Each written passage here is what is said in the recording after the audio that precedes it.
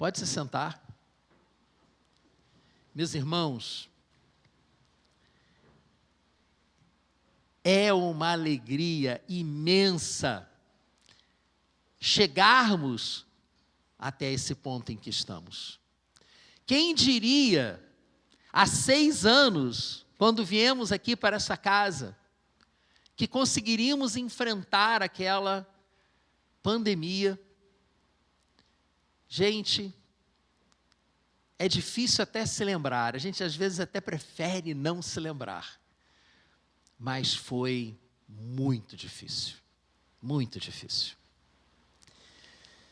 E diante dos desafios que já comentamos aqui, às vezes a gente esmorece, a gente perde o ânimo, perde a fé. E é por isso que eu te pergunto, qual é a sua motivação para viver? O que te motiva a sair da cama pela manhã? Você não para pensar nisso? Você apenas responde ao toque do despertador? E hoje em dia a gente nem pode bater no despertador, como fazíamos antigamente, porque normalmente é o nosso celular, e a gente precisa dele para o dia. Todo mundo já deve ter visto aqueles filmes, né? O despertador toca, o camarada vai lá, pega um taco de beisebol e pá, destrói o despertador. A gente não pode nem isso fazer. O que é que te motiva a sair da cama pela manhã? Pergunta difícil? Sim, mas necessária. Porque, segundo Platão, Sócrates teria dito, sabemos que Sócrates não escreveu nada, né? Tudo que se diz que Sócrates disse, foi Platão que disse que ele disse. A gente tem que acreditar. Mas Sócrates teria afirmado que uma vida não examinada não vale a pena ser vivida.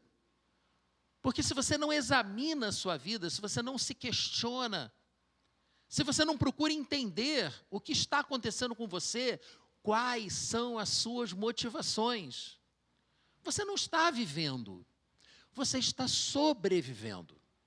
Você está passando pela vida, sem nem se dar conta. Só que, infelizmente, as pressões do dia a dia roubam o nosso tempo e a gente mal consegue parar para pensar nisso. O que é que me motiva? O que é que me faz sair da cama de manhã? E é por isso que eu considero muito importantes essas situações, essas ocasiões especiais, como um aniversário. Porque é aquele momento em que a gente para e olha para dentro, ou olha para trás e se questiona. O que eu tenho feito da minha vida? Ano Novo também é um bom momento para isso, né? O que é que eu tenho feito da minha vida? E esse tipo de questionamento, ele serve, ele se aplica também às instituições, como uma igreja, por exemplo. O que nós, como igreja, temos feito da nossa vida, com os nossos esforços, com o nosso tempo. A nossa igreja está fazendo 27 anos. Desses 27 anos, 6 anos nesse lugar onde estamos. O que temos feito com os recursos que o Senhor nos deu? O que temos feito com os talentos que Ele colocou em nossas mãos? Nos lembrando aqui da parábola dos talentos. Nós os temos aplicado? Nós temos buscado multiplicá-los? Ou nós os temos enterrado? Nós precisamos nos questionar. Pelo menos uma vez por ano, né? Só que aí, cabe acrescentar algo. Como eu posso analisar algo se eu não tiver um parâmetro? Uma referência. É grande ou é pequeno? Não sei, depende. Depende da referência. Está quente ou está frio? Depende da referência. Tem uma brincadeira que eu uma vez fiz com os adolescentes da igreja, já tem um bom tempo isso, minha filha era adolescente ainda, sobre a questão da percepção da realidade. e como a percepção da realidade passa pela referência. A brincadeira era o seguinte: nós aquecemos uma certa quantidade de água, quase até o nível da fervura, estava bem quente mesmo, e uma outra quantidade de água estava dentro do freezer, quase congelando. Então ficavam 2 potes, um pote com água muito gelada, um outro pote com água muito quente e um pote no meio com água à temperatura ambiente. E cada um colocava uma das mãos em cada um dos 2 potes com temperatura extrema, ficava um tempo até se acostumar com aquela temperatura e depois colocava as 2 mãos simultaneamente no pote do meio, com a temperatura água ambiente. E a sensação é estranhíssima, porque você sente com a mão que estava gelada que a água está quente. E com a mão que estava quente, que a água está gelada. Mas é a mesma água, na mesma temperatura. Mas a sua percepção mudou por conta do meio ambiente.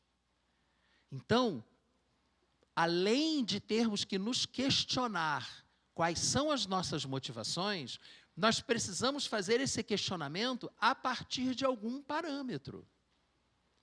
Como é que está sendo a minha vida em função daquilo que eu quero para mim, daquilo que eu estou buscando, daquilo que eu almejei, daquilo que eu planejei, daquilo que eu sonhei.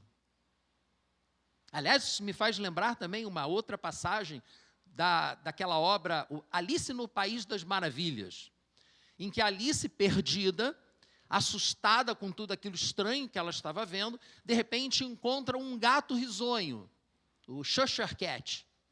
Eu demorei para conseguir pronunciar direito isso, né? Esquisito. E aí ela pergunta para ele: você poderia, por favor, me indicar o caminho que eu devo seguir a partir daqui? E o gato lhe responde: isso depende bastante de para onde você quer ir. E ela, meio que desesperada, disse: não me importa para onde, desde que eu chegue a algum lugar que não seja aqui. E aí o gato disse para ela: então não importa o caminho que você tome, pois certamente chegará a algum lugar se você caminhar bastante. Se você não sabe para onde você quer ir, como é que você vai descobrir que chegou lá? Você continua perdido. E muitas vezes nós estamos perdidos em nossas vidas, porque nós não sabemos para onde queremos ir, e ficamos simplesmente caminhando, e acordando a cada manhã, e repetindo aquelas tarefas,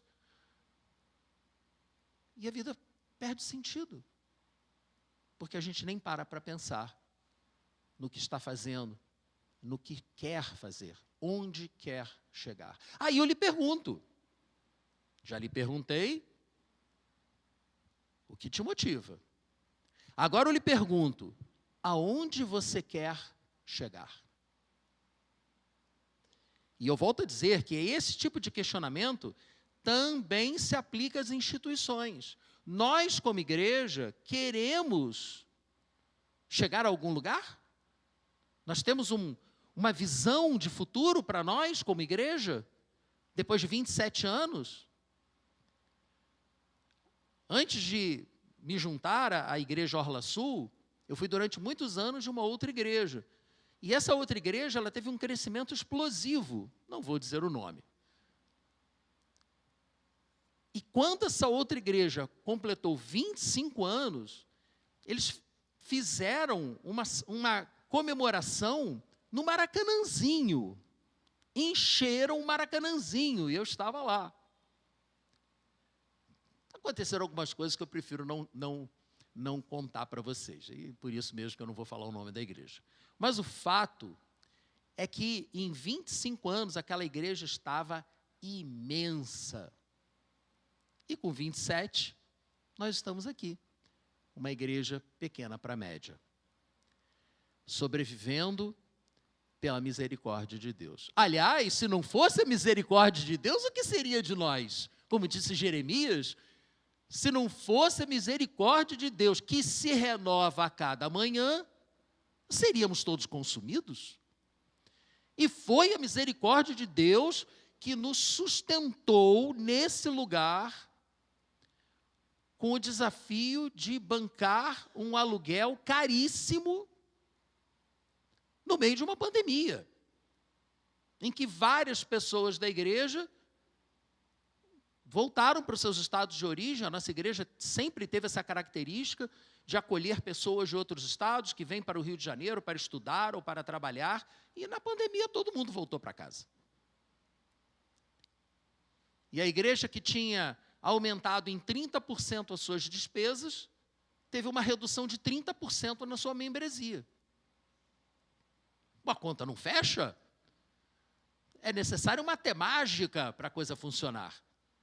Mas igreja não é negócio. Ou pelo menos essa igreja não é um negócio. E a misericórdia de Deus esteve conosco. E a misericórdia de Deus esteve com você também.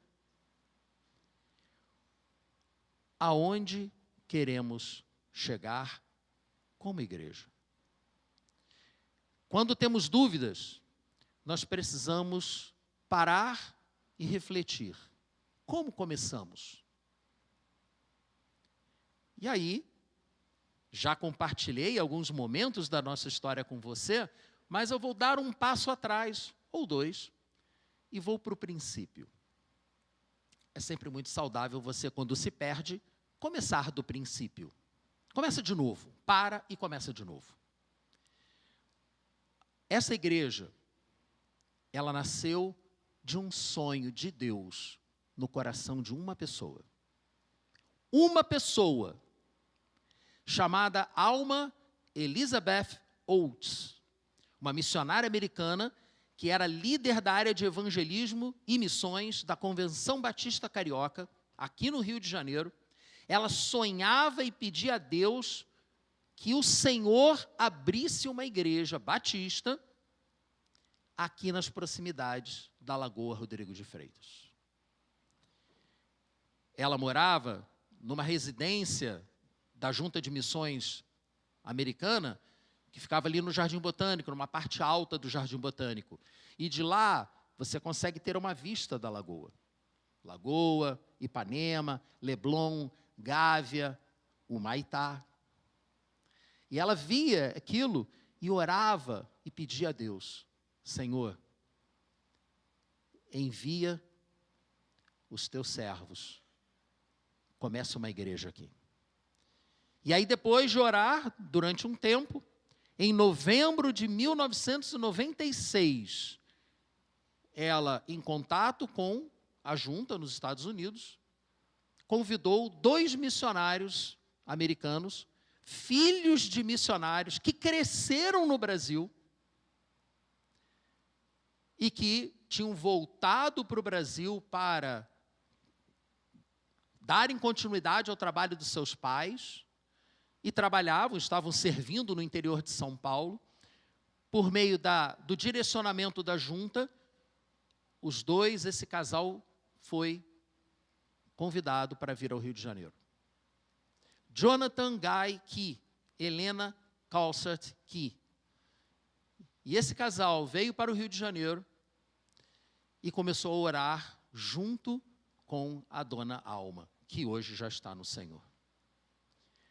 E eles ficaram mais 2 anos orando, conversando com as pessoas e montando um grupo base, que não é o comum para a plantação de novas igrejas batistas. O comum é de uma igreja surgir uma outra igreja. É uma congregação, é um grupo pequeno, uma célula que depois vira uma congregação, e aí de uma igreja sai uma outra igreja. Ali não. Aquele casal, muito querido, começaram a procurar pessoas que tinham o mesmo sonho, a mesma visão. Uma igreja capaz de se comunicar com o morador da Zona Sul do Rio de Janeiro, que pudesse alcançar o morador típico da Zona Sul do Rio de Janeiro.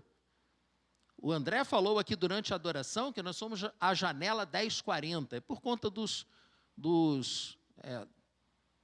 paralelos? Não.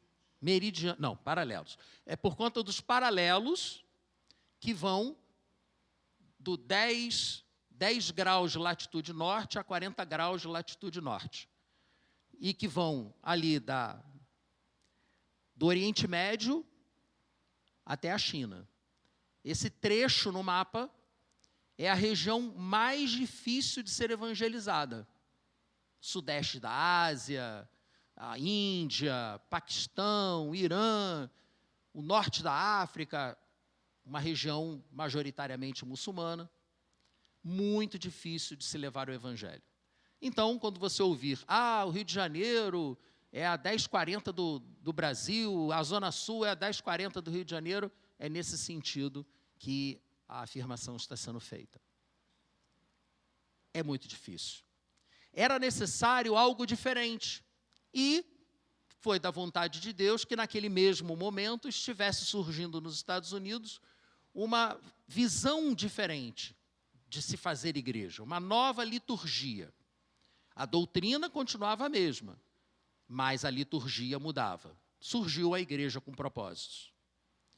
E esses missionários utilizaram as técnicas da igreja com propósitos para organizarem essa igreja, essa futura igreja, aqui na Zona Sul do Rio de Janeiro, e foram levando o seu sonho para que outras pessoas sonhassem junto com eles. E esse sonho de uma igreja contextualizada à comunidade que buscava alcançar, que tivesse maturidade espiritual suficiente para não se deixar levar por qualquer vento de doutrina, de práticas estranhas ao evangelho tradicional, que sabemos, né, que infelizmente as igrejas, a maior parte, não todas, obviamente, que crescem muito, explosivamente, levam um fogo estranho diante do altar. Algumas coisas bem estranhas. Mas, ali não era essa a ideia. Vamos ser fiéis à palavra. Vamos depender unicamente de Deus. E 3 de outubro de 1998, foi feito o lançamento do projeto Orla Sul. Foi no hotel Marina Palace, 145 pessoas, dentre o grupo base e aqueles que se comprometeram a estar em oração para que aquele projeto pudesse se transformar numa igreja. As celebrações dominicais tiveram início em outubro de 98, ainda no Marina Palace. Logo depois passaram para o Ritz Plaza Hotel, no Leblon, próximo à Praça Cazuza. Ainda existe esse hotel. E a organização oficial da Igreja Orla Sul aconteceu no dia 22 de agosto de 1999. Portanto, ontem fizemos 27 anos. Pouco tempo depois, a igreja se mudou para o Clube Monte Líbano, na Lagoa, e em 2001 foi quando eu e minha esposa nos juntamos à igreja. A igreja precisou ir para o Monte Líbano porque ela estava crescendo muito. É verdade que uma boa parte desse crescimento foi por conta dos jovens. Tinha muito jovem.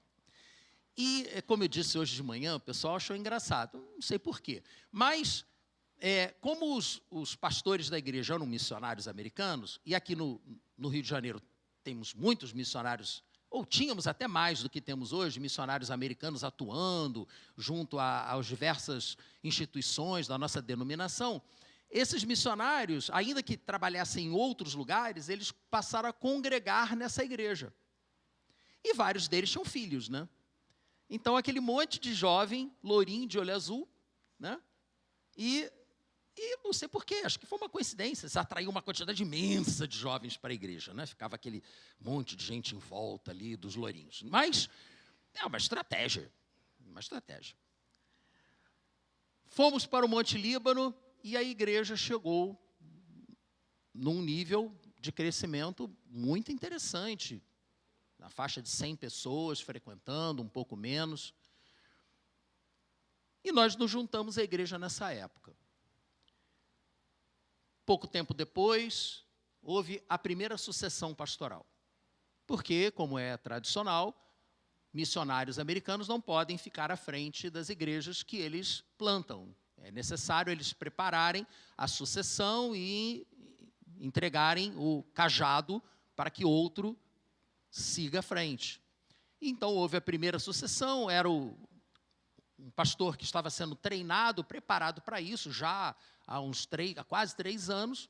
Então, a igreja já estava bem preparada para aquele momento, não houve nenhuma solução de continuidade e a vida seguiu tranquila. Alguns anos depois, esse primeiro substituto avisou que estaria se afastando para fazer um mestrado, iria estudar, e a igreja entrou no seu segundo processo de sucessão. E aí não deu muito certo, infelizmente. A igreja ficou dividida, não havia uma liderança interna que pudesse assumir de forma natural. E o pastor que assumiu, aliás, pessoa que eu prezo muito, foi até meu professor no seminário, ele não conseguiu ficar muito tempo à frente da igreja. E renunciou com menos de 3 anos de pastorado. E nessa época, quis a vontade de Deus que eu estivesse como vice-presidente da igreja. E fiquei à frente desse processo, e foram quase 3 anos até que conseguíssemos chegar ao 4º pastor da igreja.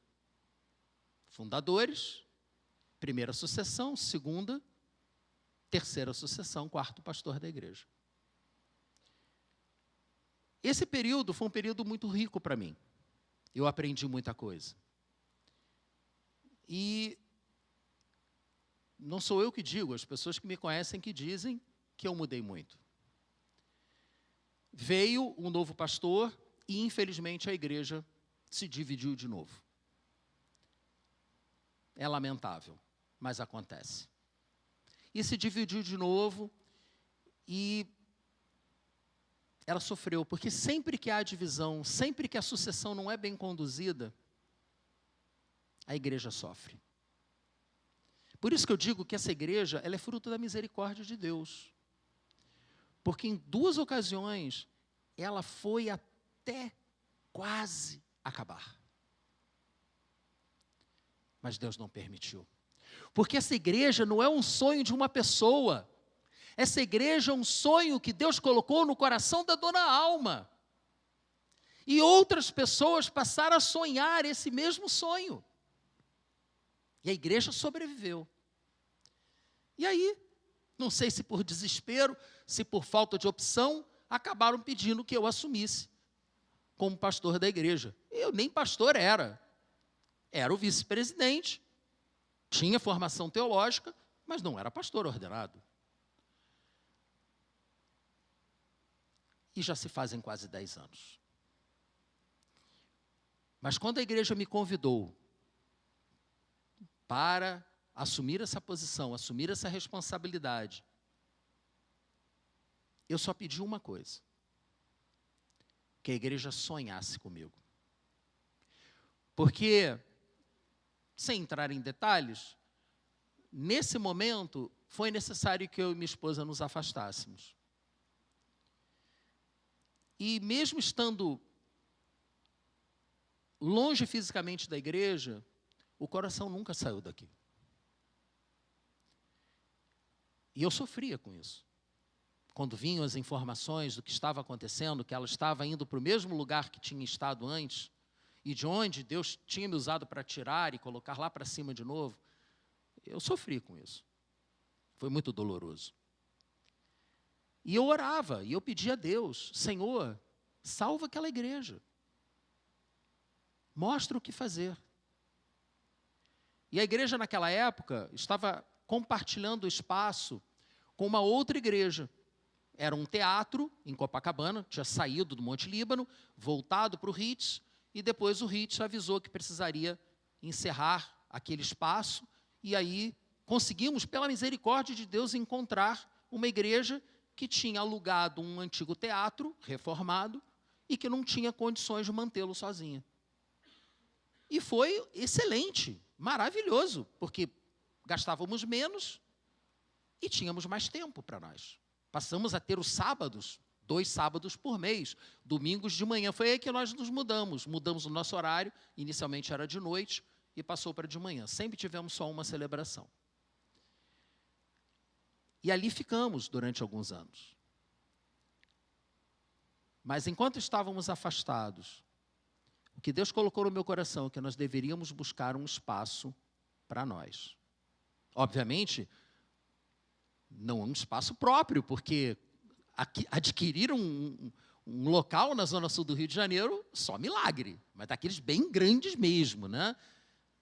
Acho que maior do que água em vinho, é água em ouro, para você conseguir comprar alguma coisa na zona sul, né? Um espaço pelo menos desse tamanho.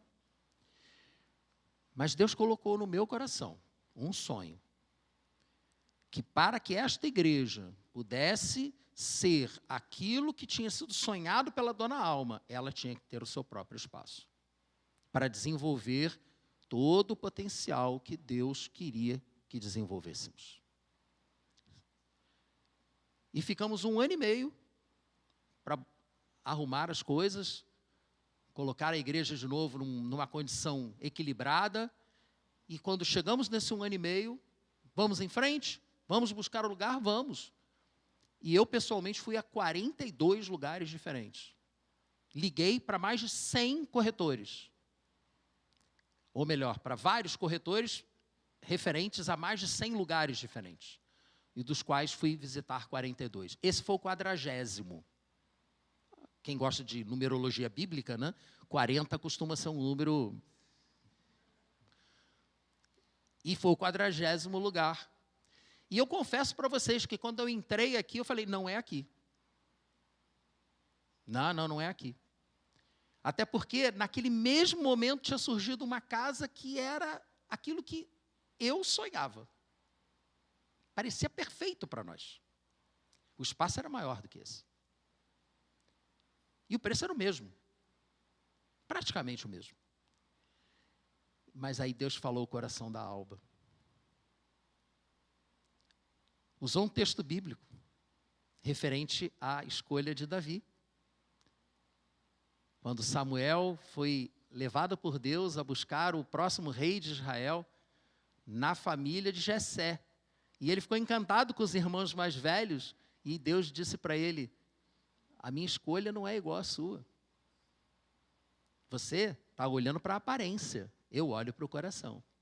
Lógico, uma casa não tem coração, mas aquela passagem bíblica deixou claro para minha esposa que nós estávamos encantados com a outra casa, mas Deus queria que fosse essa. E a outra casa, a gente já estava na reta final e, de repente, um dos herdeiros mudou de ideia, não quis mais, aí o acordo teve que ser desfeito. Ali, já na final, na reta final, já está vendo a luzinha do aeroporto piscando assim, e teve que arremeter. E viemos para cá. Quase 3 meses de reforma, gastamos todo o nosso fundo de reserva, e como eu já disse, né, aumentamos lógico que nós somos batistas, né, foi tudo decidido em assembleia. O local, o que nós iríamos fazer, tudo, nada imposto, não. Tudo discutido, visitas aos locais, tudo. E aí, viemos. 30% de aumento na despesa, porque compartilhávamos um aluguel e passamos a assumir um aluguel integral e maior. Gastamos o fundo de reserva economizado ao longo daqueles anos anteriores. Inauguramos todas as cadeiras cheias 2 domingos. E aí no 3º domingo, fecha tudo. 3 meses fechados. Meus irmãos. A gente às vezes quer esquecer, né? Prefere esquecer. Acha até que foi um pesadelo. Não, isso não aconteceu, não. Aconteceu sim. Aconteceu. E sobrevivemos. Louvado seja o nome do Senhor. E sobrevivemos. E estamos aqui há 6 anos e meio. Para a glória do Senhor. Mas, nessa hora, a gente tem que parar. Na hora dessa, aniversário da igreja, a gente tem que parar e pensar. Como nós estamos em relação ao sonho que Deus deu para a dona Alma? Será que é necessário rever esse sonho? Eu creio que não. Eu creio que o sonho continua o mesmo. Precisamos resgatar o sonho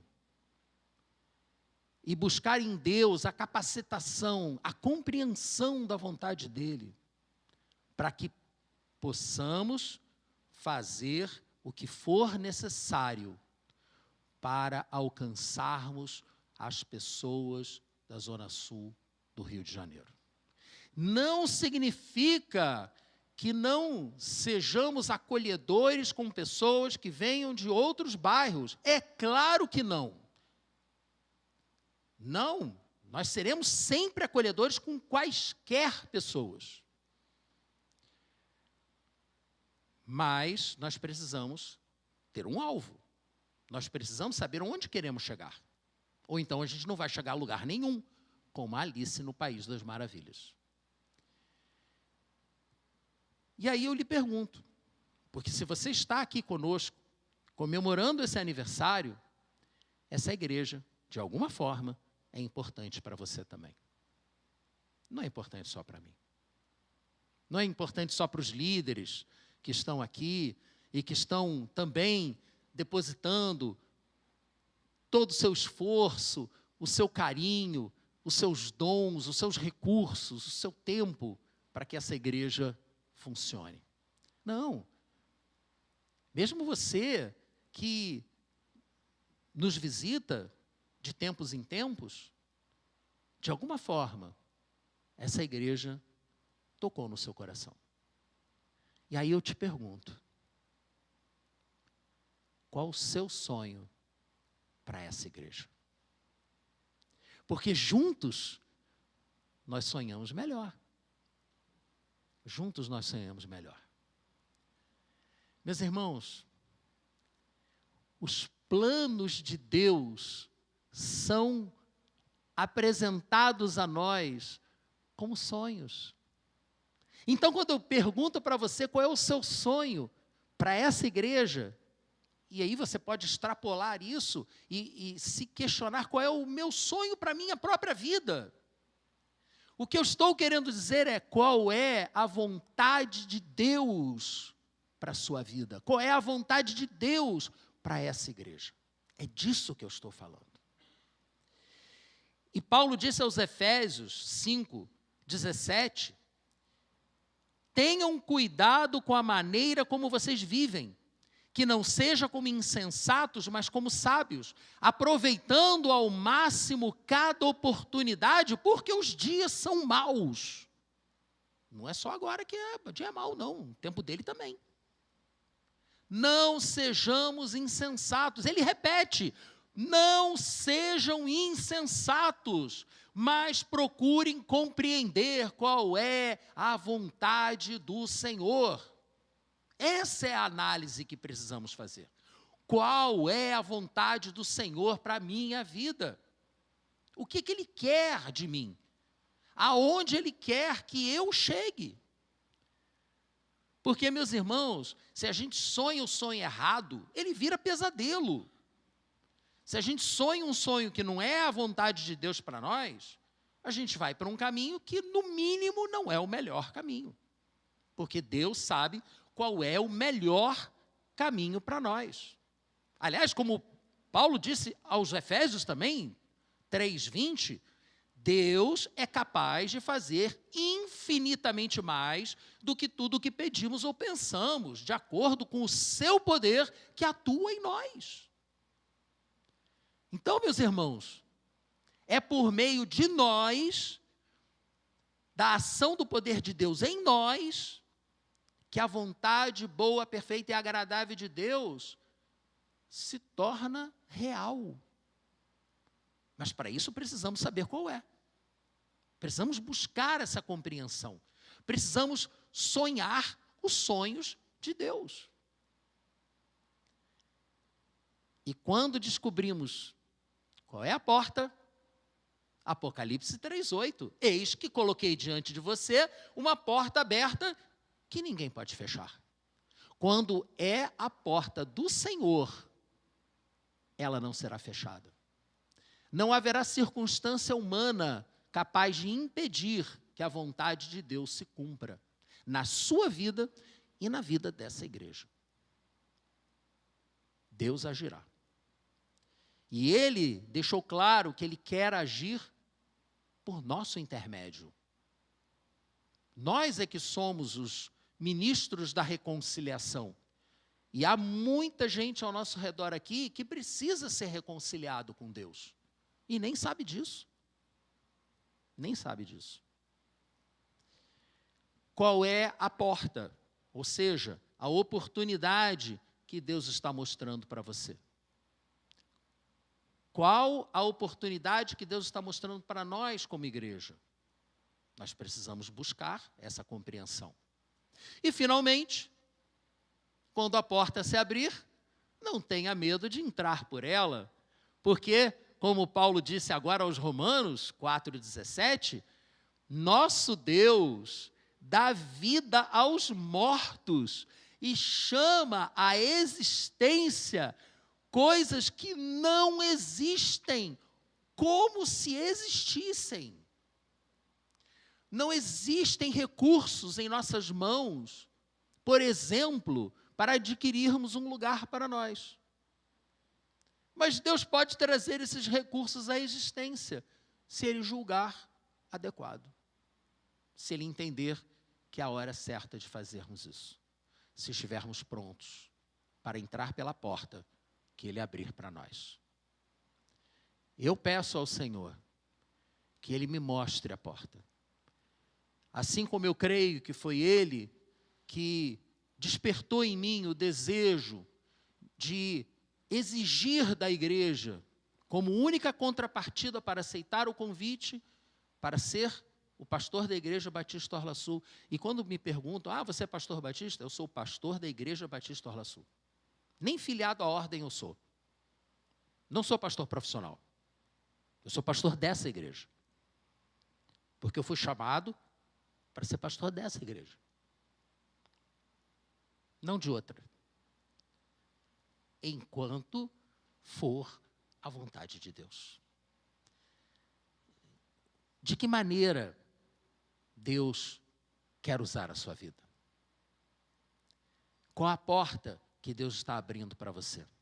Qual é o sonho que Ele já te deu e que você não está mais sonhando? E que você perdeu de vista? Porque o dia a dia está te fazendo ir em frente sem nem avaliar o que você está fazendo. Nesse dia que comemoramos 27 anos da organização da nossa igreja, Deus está nos convidando para sonhar os sonhos dEle. Para a nossa vida e para essa igreja. E eu estou lhes convidando para entrarmos juntos pela porta que o Senhor nos abrir. Vamos juntos? Quem quer ir junto comigo? Feche seus olhos. Eu quero orar por você.